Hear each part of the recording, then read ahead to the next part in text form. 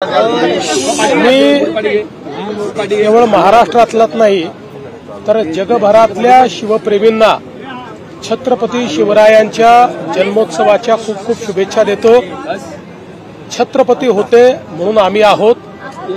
छत्रपतींनी आम्हाला आत्माभिमान दिला, आत्मतेज दिलं। छत्रपती शिवाजी महाराजांनी आम्हाला समतेचा संदेश दिला। 18 पगड जातींना एकत्रित करून ज्या स्वराज्याची त्यांनी स्थापना केली त्या स्वराज्यातून एकतेचा संदेश त्यांनी आम्हाला दिला। राज्य कारभार कसा चालवला पाहिजे हे छत्रपती शिवाजी महाराजांनी आम्हाला शिकवलं। वनसंवर्धन जलसंवर्धन कसं केलं पाहिजे हे महाराजांनी आम्हाला शिकवलं। कर प्रणाली कशी असली पाहिजे हे महाराजांनी आम्हाला शिकवलं।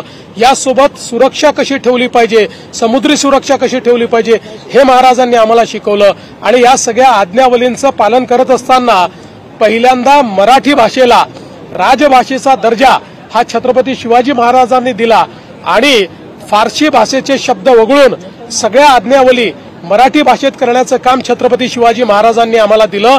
आणि म्हणून हे आत्मतेज आणि आत्मभान घेऊन छत्रपती शिवाजी महाराजांचे मावळे म्हणूनच आम्ही या ठिकाणी राज्यकारभार करतो। साहेब, 2 उपमुख्यमंत्री कार्यक्रमाला नाही येतात?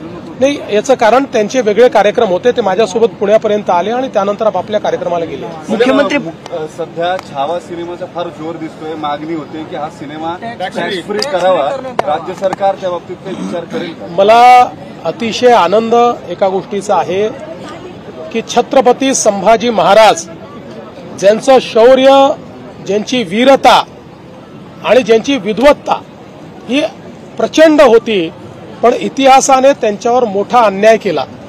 अशा छत्रपती संभाजी महाराज की ज्यांच्याबद्दल देश धर्म पर मिटने वाला शेर शिवा का छावा था, महापराक्रमी परम प्रतापी एकही शंभू राजा था, अशा प्रकारचं ज्यांच्याबद्दल म्हटलं गेलं त्यांच्यावर अतिशय चांगला, आणि मी स्वतः अजून बघायचं आहे पण मला ज्या ज्या लोकांनी बघितलं त्यांनी सांगितलं की इतिहासाशी कुठलीही प्रतारणा न करता ऐतिहासिक अशा प्रकारचा हा सिनेमा तयार झालेला आहे।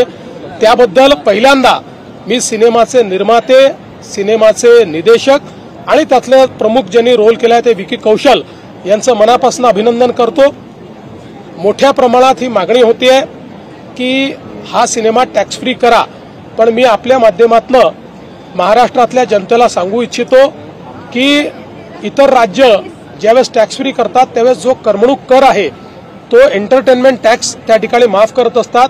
महाराष्ट्राने 2017 सालीच निर्णय घेतला आणि महाराष्ट्रामध्ये करमणूक कर हा आपण नेहमी करता रद्द केलेला आहे, त्यामुळे आपल्याकडे करमणूक कर नाही आणि म्हणून अशा प्रकारची माफी देण्याकरता तो करच आपल्याकडे नाहीये। तथापि या चित्रपटाच्या प्रमोशन करता किंवा छत्रपती शंभूराजांचा इतिहास हा प्रत्येक व्यक्तीपर्यंत पोहोचण्याकरता आम्हाला अधिक काय चांगलं करता येईल याचा प्रयत्न आम्ही निश्चितपणे करू। सोकॉल्ड अभिनेते वारंवार बोलतायत। काल आपण विकिपीडियावरच्या विधानावरती तुम्ही खरं तर सांगितली कारवाई होईल, पण वारंवार छत्रपती शिवाजी महाराज आणि संभाजी महाराजांचा अपमान असं आहे। अपमानित करणाऱ्यांना त्यांची जागा आम्ही दाखवू आणि अशा प्रकारे जर कोणी वागत असेल तर सरकारे माफ करणार नाही, शिवप्रेमी माफ करणार। एक समिती इतिहास अभ्यासकांची तयार करून हे वादविवाद थांबवतील यासाठी काय प्रयत्न केला? बघा, असं आहे, मी एक तुम्हाला सांगतो, वादविवाद तेव्हाच संपू शकतात ज्यावेळी त्याला राजकीय किनार नसते। ज्याला राजकीय किनार असते ते वादविवाद कधीच संपू शकत नाहीत। तथापि मला असं वाटतं की यापूर्वी देखील आपण अनेक समित्या तयार केल्या आहेत, त्यांनी काही रिकमेंडेशन दिले आहेत, त्याच्यावर सरकारने निर्णय देखील घेतले आहेत। चला।